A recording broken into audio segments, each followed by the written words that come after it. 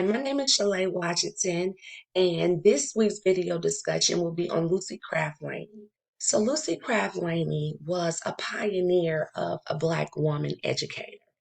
Pretty much set the basis and the foundation for many other Black women educators to follow her footsteps. She was born a slave in Macon, Georgia on April 13th, 1854. She died in Augusta, Georgia, which is my hometown, on October the 23rd in 1933. Um, Even though she was born a slave, the people that her mother worked for, they were very much into education. And so Lucy started reading and writing at the very young age of 4, which was almost unheard of, especially for a very young slave girl. Her father was a Presbyterian minister, and he was also a carpenter, and he worked very hard to be able to buy him and his family's freedom.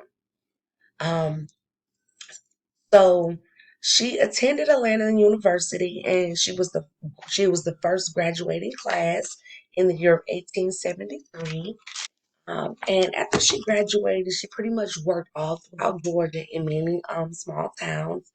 And Reverend Allen, who is Reverend Richard Allen, who was the founder of the AME, the African Methodist Episcopal Church, he persuaded her to go back to Augusta, Georgia.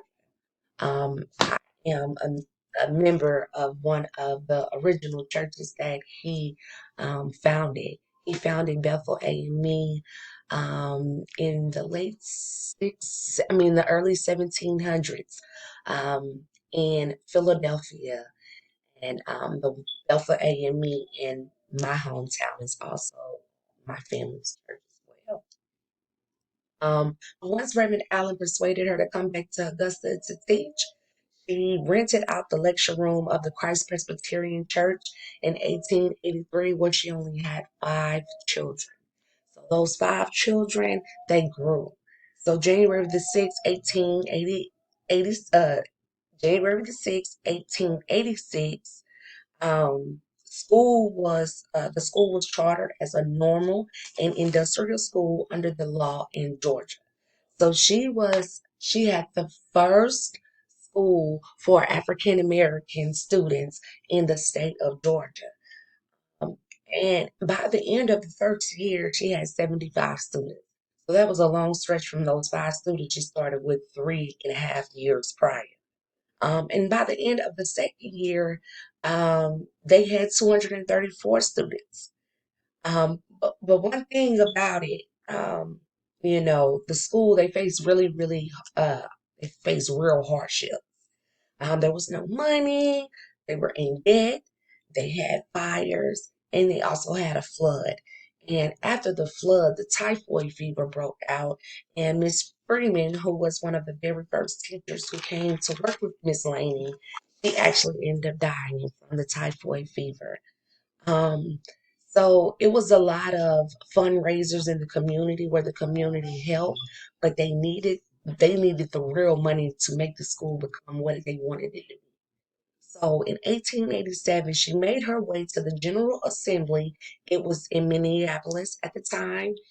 And when she got there, she left home with just enough money to get her ticket, her one-way ticket there.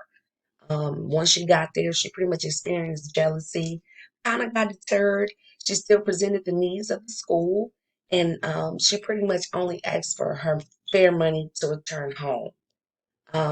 And with that situation, the school did come under care of the Board of the Freemen. But one thing about it was that they did not have the funds to give the teachers, the schools, or anything of that nature. It was just almost like we're in your corner. But her speech and her talking at the General Assembly ended up bringing in donors, and people started donating, 10,000, 15,000, another 10,000. And this helped her make her school become what it was. She always seen the community. She always served her community. And even when Augustus Hospital burnt down, she opened up the school's door for the patients and the suffering to come in, you know, because they had nowhere else to go. Um, and another thing about her is that she was very much a Christian woman. Her Christian virtues made her who she was. She also taught Sunday school, and she almost lived a Christian aesthetic life. She never married. She had no kids, and she pretty much devoted her life to God and to education and to help her people. Laney's educational outlook, particularly for Black women, her missionary zeal and belief that institutions could be built with Christian faith and with few resources, is what set her apart from many, and that is also what intrigued. And she became a model to many other Black women educators, such as Charlotte Hawkins Brown, Mary McLeod Bethune, and Nannie Helen Burroughs. Thank you, and I hope you enjoyed my presentation.